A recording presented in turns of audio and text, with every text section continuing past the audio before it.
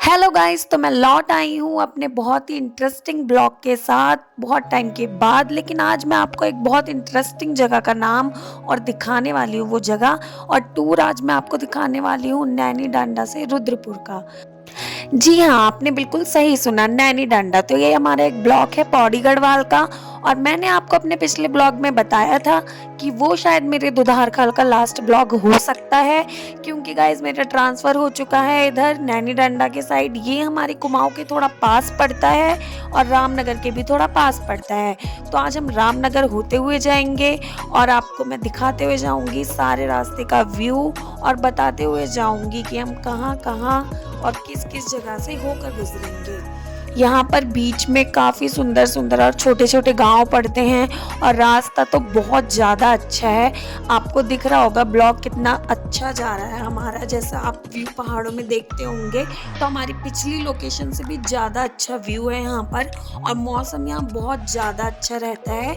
तो थोड़ा आप इस व्यू को पहले इंजॉय कीजिए, क्योंकि थोड़ा आगे बढ़ते ही हमारा रामनगर का जो फेमस जिम कार्बेट पार्क है उसका व्यू शुरू हो जाता है। यहाँ हम मारचूला से निकल चुके हैं। आप कभी सर्च करेंगे तो धुमाकोट, मारचूला, ये सारे इसी रोड पे पड़ते हैं और काफ़ी ज़्यादा फेमस जगह है ये, क्योंकि इनका व्यू इनकी खूबसूरती के लिए ही फेमस है। तो आप थोड़ा इस व्यू को देखिए।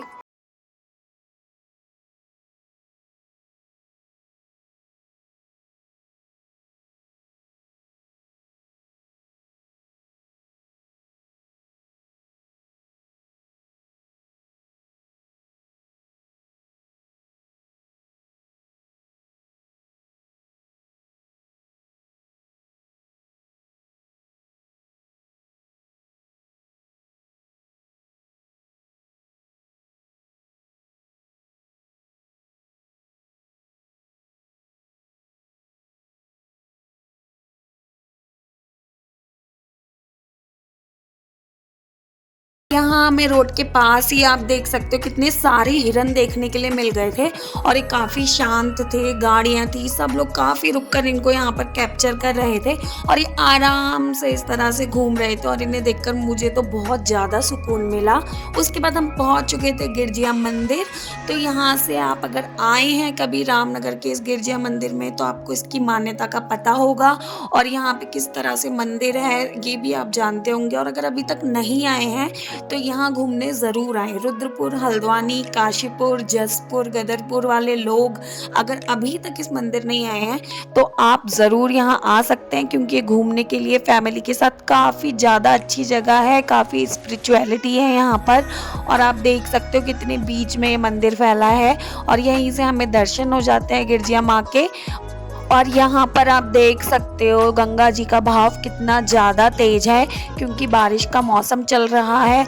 और एक बार अगर आपने सुना होगा तो यहाँ पहले बाढ़ भी आ चुकी है काफ़ी। इस मंदिर पे पहले एक बार कोई हादसा भी हो चुका है, आग भी लग चुकी है। तो यहाँ हमें सबने बताया कि तब से ही यहाँ धूप, दीप, इस तरह का कुछ भी ले जाना मना कर दिया गया है।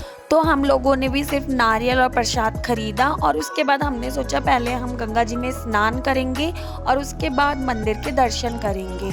आप देखो यहाँ पे ये पूरा इन्होंने ब्रिज बना रखा है, और यहीं से आपको मंदिर के दर्शन हो जाते हैं। ये पूरी नीचे से ऊपर तक काफ़ी ज़्यादा सीढ़ियाँ बनी हुई हैं, और यहाँ इन्होंने बहुत अच्छे से एक बोर्ड लगा रखा है माँ गिरिजा देवी का।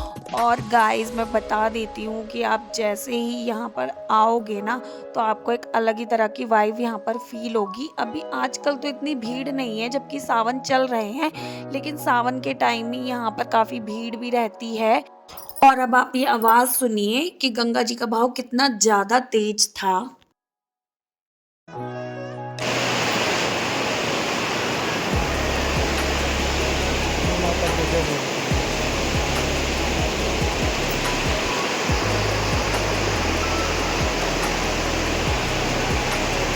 देन यहाँ पर स्नान करने के बाद हम तैयार हो चुके थे, और आइए हम आपको अब ले चलते हैं माता रानी के दर्शन के लिए। भीड़ नहीं थी तो हमने जल्दी से स्नान कर लिया और जल्दी ही हम तैयार भी हो गए थे। यहाँ आप देखो कितनी सारी दुकानें हैं नीचे, और जैसे ही आप ऊपर से भी एंट्री करते हो तब भी आपको काफ़ी दुकानें मिल जाती हैं। और अब यहाँ से है मंदिर की एंट्री। ये इस तरह से आप देख रहे होंगे काफ़ी ज़्यादा चुनरियाँ यहाँ बंधी हुई हैं, तो लोग कोई भी मन्नत मांगते हैं तो यहाँ अपनी मन्नत की चुनरी बांध के जाते हैं और वो मन्नत पूरी होने पर वो चुनरी दोबारा खोलने आते हैं। यहाँ से सीढ़ियाँ बनी हैं काफ़ी, तो आपको सारी सीढ़ियाँ क्रॉस करते हुए ऊपर जाना होता है। ज़्यादा भी चढ़ाई नहीं है, लेकिन हाँ थोड़ी सी तो है। अब जिन्होंने इस मंदिर के बारे में नहीं सुना है, आप गूगल में सर्च कर सकते हैं, यूट्यूब पर भी देख सकते हैं कि कितनी ज़्यादा मान्यता है यहाँ की। कहा जाता है कि आप यहाँ जो भी मन्नत मांगते हो वो ज़रूर पूरी होती है। और यहाँ सीढ़ियाँ चढ़ते चढ़ते मैं तो थोड़ा थक ही चुकी थी, लेकिन दर्शन के लिए आए हैं तो इतना भी नहीं किया तो क्या ही किया हमने। तो यहाँ पे आप देख सकते हो, ज़्यादा आपको कोई लोग भी नहीं दिख रहे होंगे, लेकिन धीरे धीरे यहाँ लोग आना शुरू हो गए थे, क्योंकि हम काफ़ी मॉर्निंग में यहाँ पर पहुँच चुके थे। जैसा कि मैंने आपको बताया कि हम लोग बहुत सुबह ही निकल गए थे, 7 बजे के करीब, क्योंकि हमें माता के मंदिर भी आना था, फिर हमें घर भी जाना था, इसीलिए। तो यहाँ से भी आपको पूरा ये गंगा जी का व्यू दिखता है। और मैं बहुत ज़्यादा यहाँ पर थक गई थी, मैं बहुत धीरे धीरे चल चल के आ रही थी, एक एक सीढ़ी यहाँ पर। तो मेरे हस्बैंड मेरा मजाक बना रहे थे कि कैसे ऐसे दर्शन करोगी, लेकिन उसके बाद फाइनली हम पहुँच गए थे। यहाँ देखिए दोनों साइड इन्होंने ऐसे मंदिर बना रखा है माता के। काली माता का मंदिर है, इधर सरस्वती माता का मंदिर है, और उसके बाद इस तरह से आप ऊपर चढ़ते हो। यहाँ इन्होंने 2 पार्टीशन में इसको डिवाइड किया है। एक पार्टीशन से आप ऊपर जाते हो और दूसरी तरफ से आप नीचे उतरते हो, ताकि ज़्यादा भीड़ ना हो और श्रद्धालु जो भी हैं आराम से माता के दर्शन करें। और यहाँ हम आ चुके हैं मंदिर तक, और यहाँ पर ये पंडित जी बैठे हैं, ये खुद ही प्रसाद लेते हैं और माता के चरणों में चढ़ाते हैं। और इन्होंने यहाँ पर हमें बोल दिया था कि धूप दीप वगैरह नहीं जलाना है, क्योंकि मैंने आपको पहले ही बताया था कि यहाँ पे जब से आग लगी है तब से जो भी डीएम वगैरह हैं उन्होंने ऑर्डर किया है कि हमें यहाँ पे किसी तरह का कुछ भी नहीं जलाना है अब से। बस यहाँ माता की जोत जलती है, उसी के हाथ जोड़ लेने होते हैं। और यहाँ पे इस तरह से पूरा एक मंदिर की तरफ से पूरा राउंड भी है, तो आप चाहें तो ऐसे परिक्रमा भी कर सकते हैं। तो ये देखिए मंदिर के आसपास इस तरह से इन्होंने बना रखा है, काफ़ी सुंदर व्यू है, ऊपर से काफ़ी ज़्यादा अच्छा दिखता है। यहाँ के हमने फ़ोटोज़ भी कैप्चर किए हैं। बाकी के अपडेट आपको मेरे इंस्टाग्राम अकाउंट पर मिल जाएंगे, तो मेरी डिस्क्रिप्शन में हमारे इंस्टाग्राम के लिंक हैं, तो हमारे इंस्टाग्राम के लिंक पर जाकर हमें इंस्टाग्राम पर भी प्लीज़ फॉलो कीजिएगा। वहाँ पर भी काफ़ी रील्स अपलोड करती हूँ मैं। और हमारे इस चैनल को भी ज़रूर आप सब्सक्राइब कर दीजिए अगर नहीं किया है तो। देखिए कितना खूबसूरत व्यू दिख रहा है, पूरा ब्रिज और पूरा आगे तक आप देख सकते हो मंदिर जितने एरिया में फैला हुआ है। अब यहाँ से हम उतर कर आ रहे थे, और आप देख सकते हो अब कुछ लोग आपको दिख भी रहे होंगे जाते हुए, क्योंकि थोड़ा टाइम जैसे बढ़ते जा रहा था तो लोग आते जा रहे थे। और उतरते टाइम आपको कोई थकान नहीं होने वाली, उतरते टाइम आपको अच्छी फीलिंग आएगी, बस चढ़ने में थोड़ा सा फील होगा, लेकिन माता के दर्शन करते ही वो थकान भी आपकी फुर्र से गायब हो जाएगी। अब यहाँ माता के दर्शन के बाद एक भैरव बाबा का मंदिर है, उनके दर्शन करना अनिवार्य होता है। तो आप देखो यहाँ पे कितनी लंबी लाइन लगी थी, तो हम लोग भी जाकर लाइन में लग गए थे।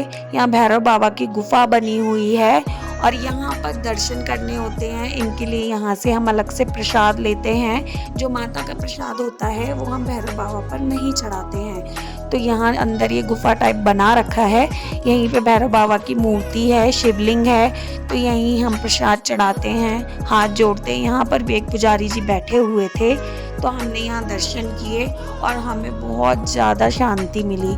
उसके बाद आगे हमने देखा था कि एक पुराने भैरव बाबा का मंदिर भी है, तो हमने सोचा कि उधर जाते हैं, लेकिन फिर हमने देखा कि बहाव बहुत तेज़ था, तो हमने दूर से ही उनके हाथ जोड़ लिए। उसके बाद हम लोग यहाँ से वापस हो लिया, और मुझे थोड़ी सी गर्मी लग गई थी क्योंकि धूप तो काफ़ी थी यहाँ पर, लेकिन अकॉर्डिंग टू मतलब जुलाई का मौसम अगर हम कहें तो उसके हिसाब से बहुत अच्छा मौसम हो रहा था। बस थोड़ी सी उमस टाइप थोड़ी गर्मी थी क्योंकि हल्की बारिश हो रही थी, और यहाँ मुझे थोड़ी सी गर्मी लग गई। तो हमने सोचा अब दर्शन कर लिए हैं तो अब हम लोग वापस जाते हैं और रास्ते में ही कुछ खाते हैं। तो जब आप मंदिर से वापस आएंगे तो वापस आने के रास्ते में ही आपको दिख जाएंगे काफ़ी इन्होंने मतलब ढाबे टाइप बना रखे हैं, तो वहीं आगे हमने सोचा किसी ढाबे पे रुक जाएंगे। तो आप यहाँ पे देखोगे तो आपको कुछ लोग दिख रहे होंगे, यहाँ काफ़ी लोग आपको मिल जाएंगे जो फोटोज़ भी कैप्चर करते हैं और आप उनसे फ़ोटो कैप्चर करवा सकते हो।